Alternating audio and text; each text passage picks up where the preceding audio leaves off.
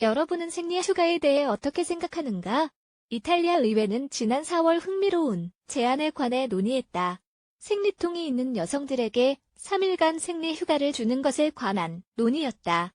하지만 사실 이 아이디어는 새로운 것이 아니다.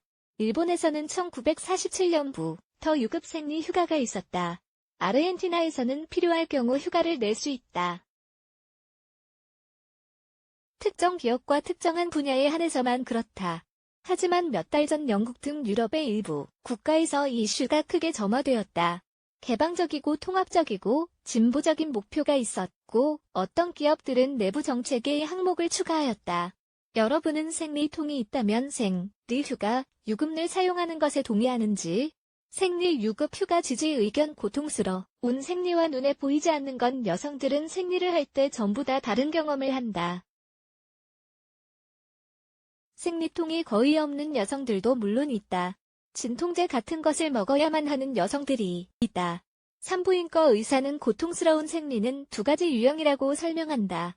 하나는 원인을 알 수 없는 유형, 다른 하나는 자궁 내막증 같은 특정한 문제가 있는 경우이다. 생리 기간이 고통스러운 여성들은 잠을 잘 못 자고 편두통에 시달리며 기분 변화 같은 불쾌장애도 경험한다. 이런 증상은 며칠 동안 지속된다.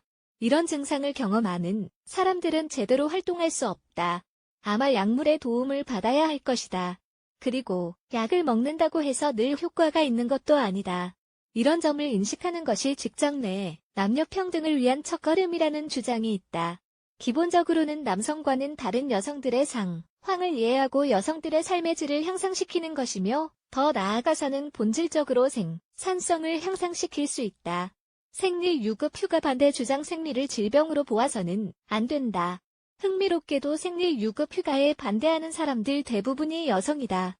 3일간 생리유급 휴가를 주는 것에 반대라고 주장한다. 생리유급 휴가에 반대하는 주된 주장이 있다. 규정을 적용하면 모든 사람들이 생리를 자연스러운 것이 아닌 질병으로 여길 거라는 것이다. 동시에 기업에서는 여성들을 고용하지 않으려는 변명으로 생리유급 휴가를 들 거라고 주장한다. 한 달 중 며칠간 휴가를 가야 하는 사람들에게 월급을 똑같이 줄 회사는 어디에도 없기 때문이다. 법률에 기재되는 설명에 대해서도 의구심을 품는다. 생리휴가가 몸이 안 좋아서 휴무인 상태가 될 수 있다.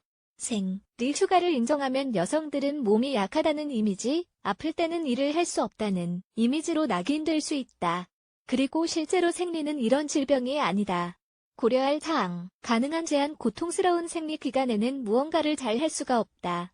명백한 현실이다. 의심의 여지 없이 가장 좋은 것은 심한 고통 원인에 대한 진단을 하고 처방을 하는 것이다. 생리 기간이 고통스럽다면 여러 가지 조치가 필요하다.